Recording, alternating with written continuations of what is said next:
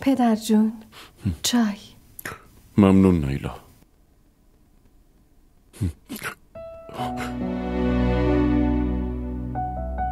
زویا.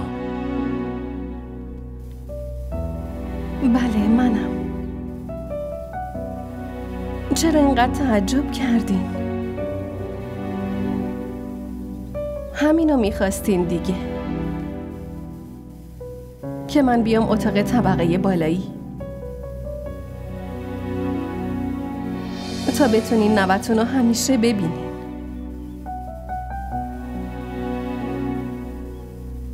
واسه همین اومدم اینجا.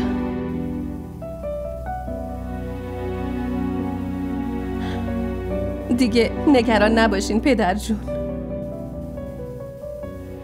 من دیگه هیچ جا نمیرم. با هیچ کس ازدواج نمی کنم.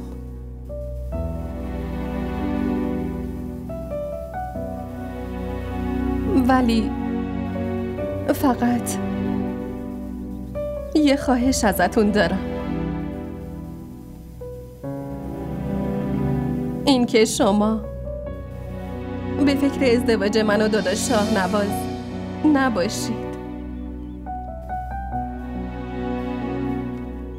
اون واسه من مثل برادر بزرگتره. بذارین همینجوری بمونه لطفاً.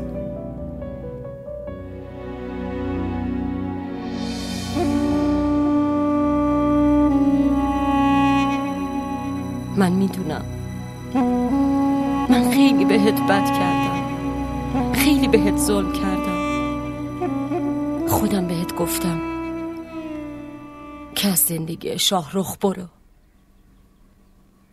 ولی امروز ازت عذرخواهی میکنم. لطفاً زویا برگرد تو زندگی شاهرخ. اون بدون تو نمیتونه زندگی کنه. برگرد تو زندگی پسرم زویا، لطفاً. خاله لطفاً با عذرخواهی کردن منو شرمنده نکنین.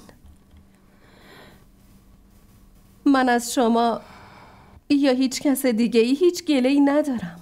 پس چرا قبول نمی کنی ازدواج کنی؟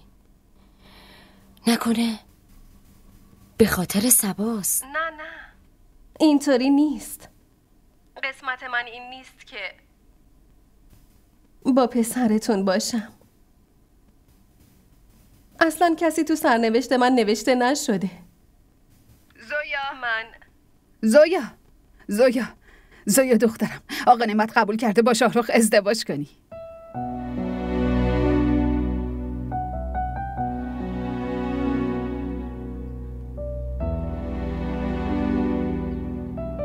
نگفتم بهت عصبانیت آقا نعمت موقتیه. زویا دخترم، من خیلی خوشحالم، واقعا خوشحالم. خدا رو 1000 بار شکر تو حالا دیگه نه بیوه موندی نه اینکه زن دوم شاهنواز شدی. سجنا به دل نیا لگدا به تیرے باجو دنیا تو کچھ نیا سجدا به رابط چکلو کے تیرا کرا انتظار